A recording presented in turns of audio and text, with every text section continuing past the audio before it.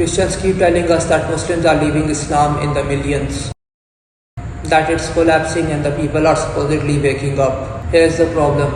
The people actually leaving their religion in millions are Christians, not Muslims. I'm not saying this to be provocative, I'm saying what the data literally shows. The most cited demographics organization on the planet surveyed nearly 80,000 people across 36 countries. Their conclusion: Christianity has suffered the largest losses from religious switching globally, not Islam but Christianity. So before we get lectured about apostasy, let's see who is actually suffering from it. The narrative goes something like this. Islam is held together by fear, by apostasy laws, by social pressure. The moment Muslims get access to the internet, to free thinking, to the West, they leave. You have probably seen the videos, millions leaving in Iran, mass apostasy in the Arab world, ex-Muslim channels growing, Christianity spreading through Indonesia and Pakistan in secret. But when you actually chase the numbers, the story falls apart completely. Let's start with the global picture. Pew Research analyzed data from 117 countries, covering 92% of the global population. They tracked adults who switched religion or left religion entirely. Their finding on Islam across every Muslim majority country they could measure: 3% or fewer of adults have left Islam. That's it, 3%.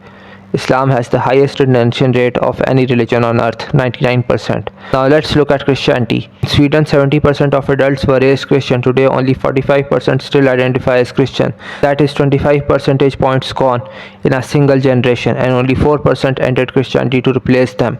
In the United States, 78% of adults identified as Christian in 2007.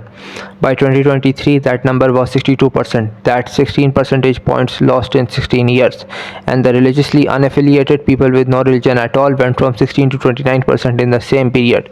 In the UK and France, Christianity has lost its majority status entirely. For every 100 people raised Christian globally, 17 have left. Only 5 have joined to replace them. That is a net loss of 12 people per 100 every single generation. Now here's where it gets damning.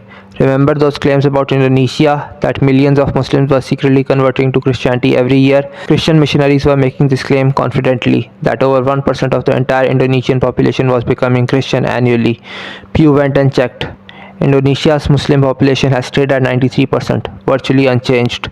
The missionary claims were not exaggerations, they were fabrications, repeated widely and confidently for years because they served a purpose. Because if you're watching your own religion collapse in real time, in the very civilization that was ruled by Christianity for a long time, you need a counter narrative.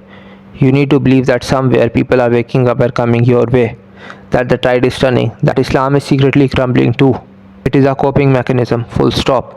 And here is what makes it even worse. These people are using apostasy as the standard by which to judge a religion's validity.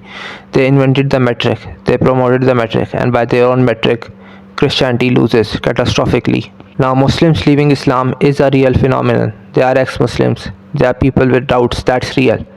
But the claim that it is a mass movement, that Islam is hemorrhaging, that is only held together by fear and social pressure, that claim does not survive contact with the actual evidence, not even close. What the evidence shows is that Islam has the highest retention rate of any religion on earth.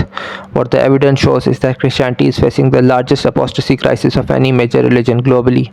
What the evidence shows is that specific missionary claims like millions converting in Indonesia were simply lies. So the next time someone brings you the mass apostasy argument, ask them one question. Compared to what? Because compared to Christianity, Islam is not just surviving, Islam is the standard. If you or someone you know is being hit with these arguments and does not know how to respond, I wrote a book specifically on the most common doubts Muslims face. The details are in the description, read it. And if this gave you ammunition, subscribe, there's a lot more where this came from.